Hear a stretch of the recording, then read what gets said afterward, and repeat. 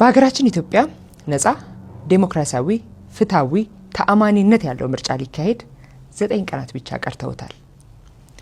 እንደ ሁላችንም እናውቃለን። ለማስታወስ ያክል የቅድመ መደበኛ ትምህርት ወይም ኬጂ የምንለውን የሀብታም ልጆች ብቻ ነበር የመማር እድል ያላቸው። የሀብታም ልጆች በቅድመ መደበኛ ትምህርት የፊደል የቁጥር በአጠቃላይ ቤዚክ የሚባሉ ነገሮችን ይማሩና አንደኛ ክፍል ላይ በትክክል ማንበብ መጻፍ ሁሉንም ጨርሰው ትምህርት ይጀምራሉ። የፈረደበት የደሃ ልጅ ደግሞ የቅድመ መደበኛ ትምህርት እድል ስለሌለው ከአንደኛ ክፍል ገና ሁሉንም ነገር ቁጥርም ፊደልም መማር ይጀምራል። ከዛ እኩል ከሀብታሙ ልጅ ጋር ኮምፒት እንዲያደርግ ይጠበቅበታል።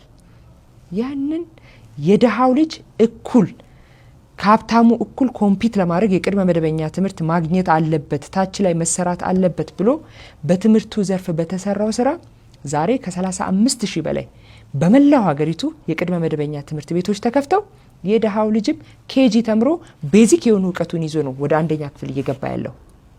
ይህንን ልዩነት ያጠበበው ፓርቲ ብልጽግና ነው። በጣም በርካታ የደሃ ልጆች መጫወቻቸው የነበረው እንግዲህ ሁሉም ልጅ መጫወት ይፈልጋል።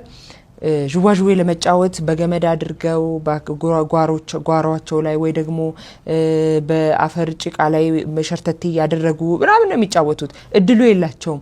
የተለያዩ መጫወቻዎችን አፎርድ ስለማያደርጉ መጫወት አይችሉም። የሀብታም ልጆች በሞሎች በተለያዩ ቦታዎች ለሀብታም ልጆች ከመግቢያ ጀምሮ ክፍያ ያለው ከዛ በኋላ የሚጫወቱት መጫወቻ እያንዳንዱ አክቲቪቲ በጣም ከፍተኛ ክፍያ ያለው መጫወቻዎች አሉ። የሀብታም ልጆች እዛ ጋር ይጫወታሉ። የደሃ ልጆች እድሉን ካላገኙ ያው ሰፈር ውስጥ እየባዘኑ ይላሉ። ካልሆነ ደግሞ እነዚህ በራሳቸው ክሬቲቪቲ የሚሰሯት አስመስሎ ለመስራት ጥረት በሚያደርጉት መጫወቻ ይጫወታሉ። አሁን ያ ሁሉ ታሪክ ሆኗል።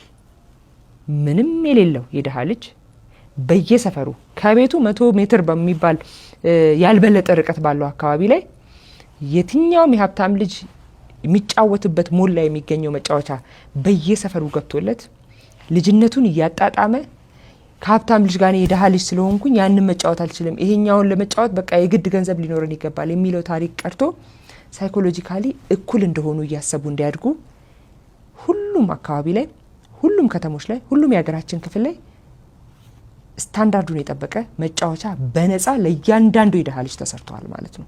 ይሄ ከዚህ በፊት የነበረ የሀብታም የደሃ ልጅ ይሄ አስተዳደጌ የሚለውን ክፍተት ማጥበብ ብቻ ሳይሆን በደንብ ያስቀረ ሆኗል ማለት ነው። ቅዳሜና እሁድን በጣም ብዙ ሰዎች ያው የረፍት ቀን ስለሆነ የሚማረውም ከሰኞ እስከ ዓርብ ይማራል፣ የሚሰራውም ከሰኞ እስከ ዓርብ ይሰራል። ቅዳሜና እሁድ ረፍት ነው። ያው ቅዳሜ በሀገራችን እንደሚታወቀው ጓደኞች የሚገናኙበት አብሮ ጊዜ የሚያሳልፉበት ብዙ የመዝናናት ፕላን የሚወጣበት ነው ቅዳሜ። ከዚህ በፊት የመዝናናት ወይ ጓደኞች አብራ ጊዜ ለማሳለፍ የሚያወጡት ፕላን ወይ የሆነ ግሮሰሪ ወይ የሆነ ሆቴል ላይ ባንኮኒ ላይ ጠርሙስ ይዞ መቆም ነው ወይ መቀመጥ ነው ወይ ደግሞ የሆነ መቃሚያ ቤት ማሳለፍ ነው። ያ ታሪክ ሆኗል። አሁን በርካታ በየከተማ ያሉ ወጣቶች ፕላን የሚያደርጉት የትኛው ሜዳ ጋር እግር ኳስ እንጫወት፣ በዚህኛው ቅዳሜ የትኛው ሜዳ ጋር ቴኒስ እንጫወት፣ በተለያዩ ቦታዎች የተሰሩ የስፖርት ማዘውተሪያዎች ላይ ፕላን ያወጣሉ ማለት ነው። በጣም ብዙ ማቃቸው እኔ እንኳን ፐርሰናሊ ማቃቸው ጓደኞቼ አብሮ አደጎቼ በአጠቃላይ ቅዳሜና እሁዳቸውን በስፖርት አክቲቪቲ ነው የሚያሳልፉት ማለት ነው። በጣም ብዙ በጣም በርካታ የደሃውን ማህበረሰብ የታችኛው ዝቅተኛ ገቢ ያለውን ማህበረሰብ ያላማከለን ህይወት በማቀራረብ በተለይ ትውልድ ላይ በተለይ ህፃናት ላይ ማግኘት ያለባቸውን ታች ላይ ማግኘት ያለባቸው ሊኖራቸው የሚገባውን የበታችነት እንዳይሰማቸው ወይ ደግሞ ያሉበት የገቢ ሁኔታ የሚፈጥረውን ክፍተት ለማጥበብ መንግስት በየቤቱ የህይወታቸውን እያቀለለ ይገኛል ማለት ነው። ይሄን እየሰራ ያለው ብልጽግና ፓርቲ ነው። እንግዲህ እነዚህ ነገሮች ሁሉ ሲሰሩ በሀገራችን ኢትዮጵያ ከሰማይ በታች አለ የተባለ ሁሉ ፈተናን ፌስ እያደረግን ነው እነዚህ ስኬቶች የተመዘገቡት። አስቡት፣ ከዚህ በኋላ የሚመጣው ፈተና ካለፈው ፈተና በጭራሽ ሊብስ አይችልም። ይሄንን ያክል ከሰራን ቀጣይ 5 ዓመት ድምጻችሁን ከሰጣችሁን ከመረጣችሁን አሁን እየፈተናችሁ ያለው የኑሮ ውድነት አሁን እየፈተናችሁ ያለው በየቦታው የሚነሱ እያንዳንዷ ጥያቄዎች መልስ አግኝታ ኢትዮጵያ ለሁሉም ዜጎቿ አቅም ላለው አቅም ለሌለውም ገንዘብ ላለውም ገንዘብ ለሌለውም እድል እየተፈጠረ ለሁሉም ዜጎች የምትመች ሀገር ሆና እንድትሰራ ብልጽግና ፓርቲ ይሰራል። ብልጽግና ፓርቲ ስልጣንን ለፓወር ወይ ደግሞ ስልጣን ይዘናል ለማለት አይደለም።